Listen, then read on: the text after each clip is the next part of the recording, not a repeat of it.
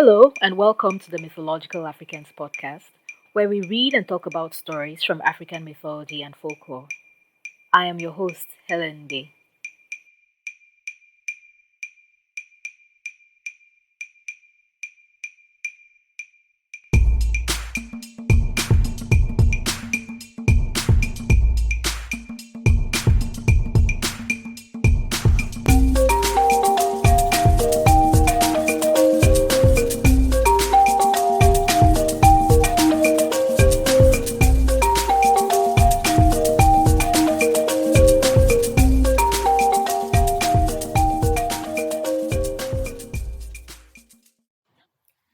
A long, long time ago, earth and sky quarreled.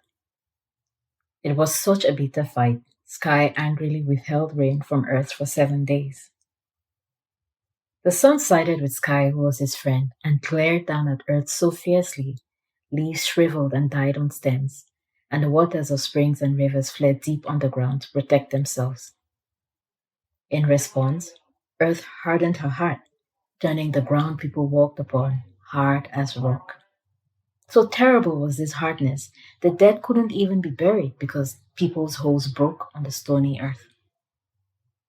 Caught between the angry sky and the stubborn earth, all plants, animals, and people gathered together to decide what to do. They selected Vulture and sent him to sing a song pleading with Sky to soften his heart towards the suffering of the denizens of earth. Vulture winged high to the sky and sang his song pleading for mercy. Sky listened to Vulture's song and was moved to pity. Take this, he said, giving Vulture a rein wrapped in cocoyam leaves. Excited beyond measure, Vulture grasped the bundle in his talons and flew home as fast as he could. But as he flew, a long, sharp talon pierced the soft cocoyam leaves, releasing the rain, which fell and fell and fell as it had never fallen before.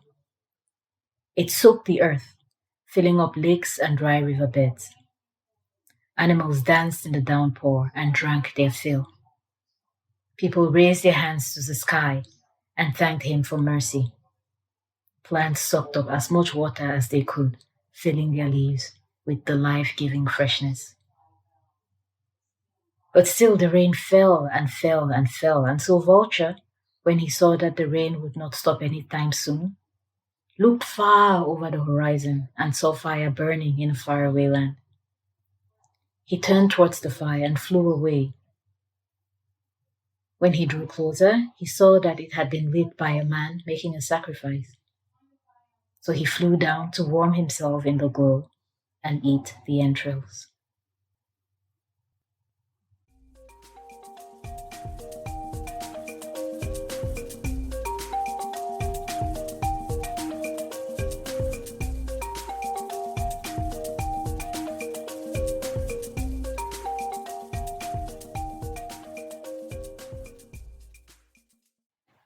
Hello again, friends.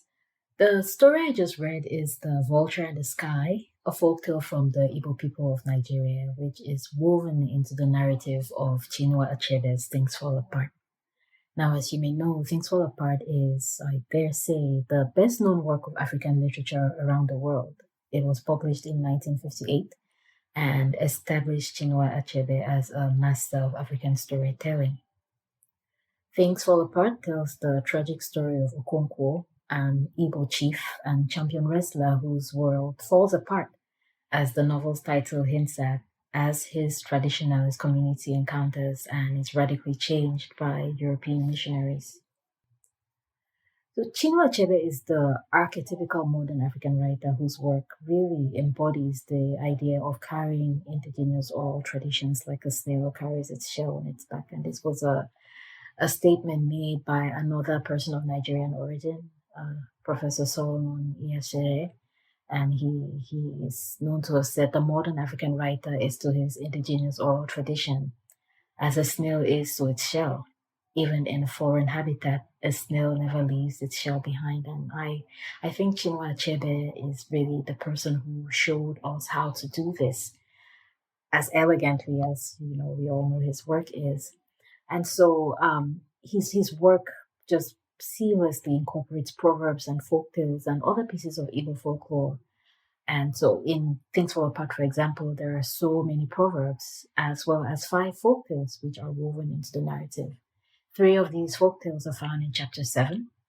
This includes the vulture in the sky, which we just read, but there is also Leaves and the snake lizard, and Mother Kite and Daughter Kite. The story of why mosquito bothers the ear is found in chapter 9, and the story of how Tortoise got his bumpy shell is found in chapter 11. And these 2 stories are widely popular stories in the canon of African folklore, likely because of their inclusion in Things Fall Apart, right? So by including these stories in his book, Chinua Achebe really ensured that the oral traditions of his people, whose continuity was under threat by all the changes that colonialism was bringing, stayed in circulation. Here we are, how many years later, still reading these stories. So I feel like we are at a point in time where we are facing a similar tradition. The tools available for storytelling are changing. And not just that, we are connected to people from across the globe as never before. And so the possibilities for which kinds of stories can be told and retold and how they can be told are just expanding on an astronomical scale. But I also feel like we owe it to our forebears to responsibly carry these stories from the past into the future and to keep learning from them. So for the rest of the month of January on the Mythological Africans podcast, we will look at how other African writers have incorporated traditional folklore into their works of modern fiction. Meanwhile, there are many things about the story of the vulture in the sky that call to the more analytical part of my brain. And if we were in a regular Mythological Africans Twitter space, I bet I would be hearing from all the people in the room about, what stood out to them. But we're not doing that anymore. But I will leave that to your curiosity. So think about it, see where it connects for you. And if you have something fun you want to share, feel free to send me an email or drop a comment. Thank you for making time to listen to this episode, and I will see you next week.